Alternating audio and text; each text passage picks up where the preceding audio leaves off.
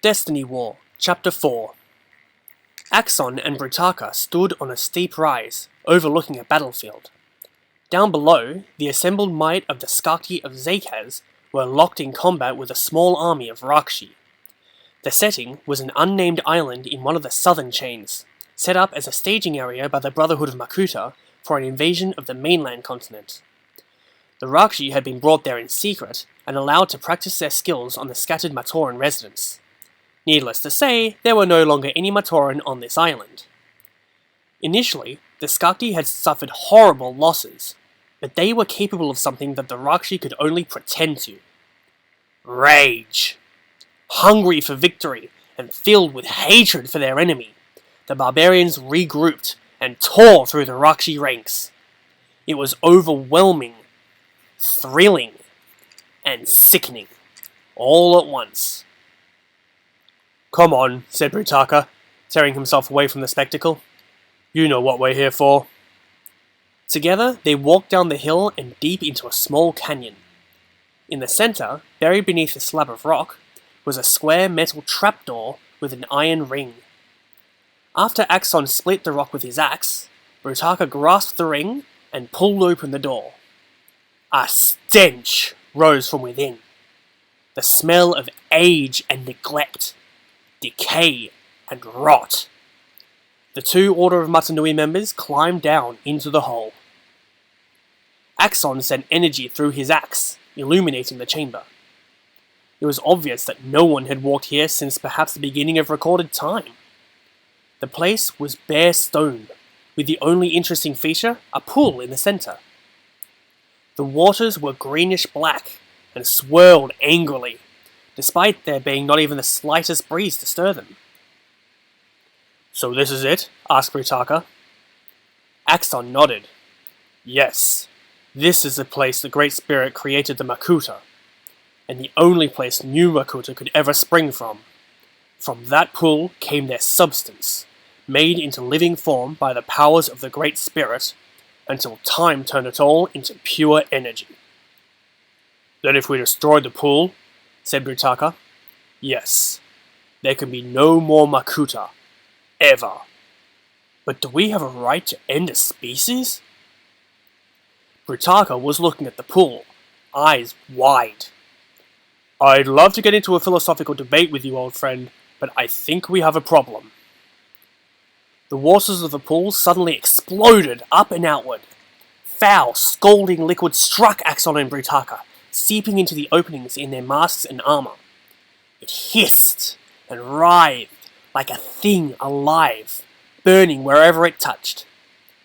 Temporarily blinded and in pain, the two warriors staggered and then stumbled, plunging into the pool itself.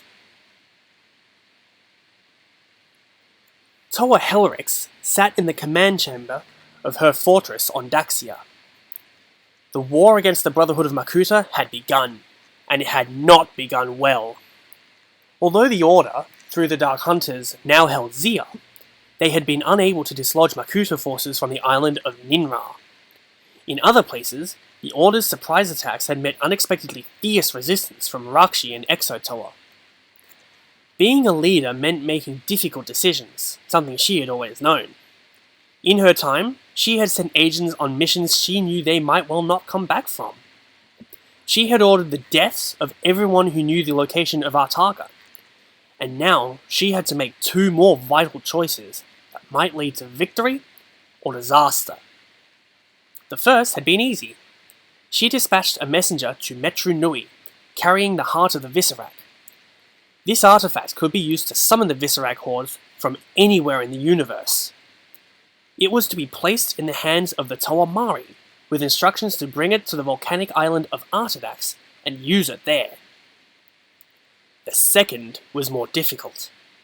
Brutaka had informed her of the presence of Hydraxon in the pit, as well as the events that took place there. A second messenger had been sent to the pit with orders for the jailer.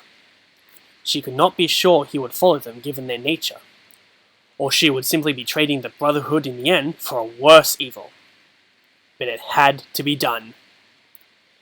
Sometimes she hated being the one in charge.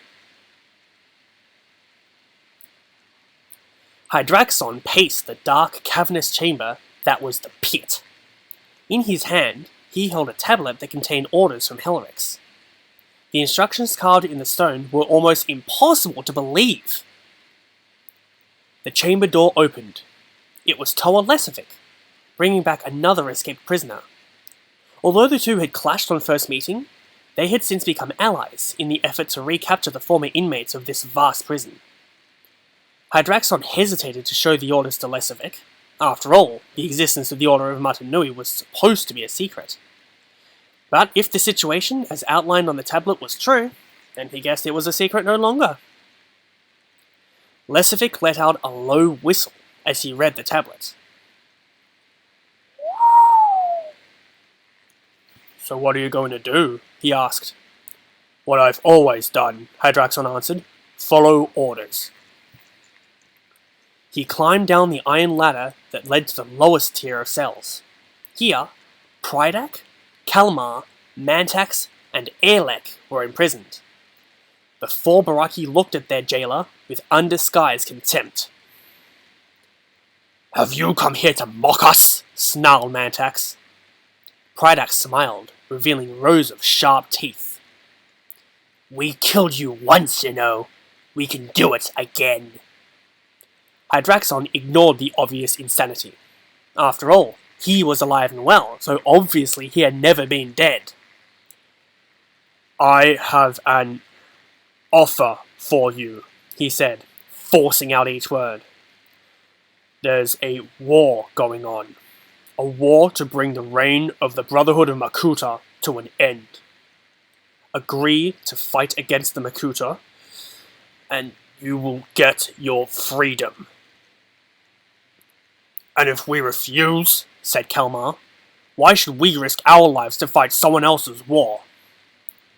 "If you refuse," said Hydraxon, "you'll find that there are places you can be buried far deeper than this pit."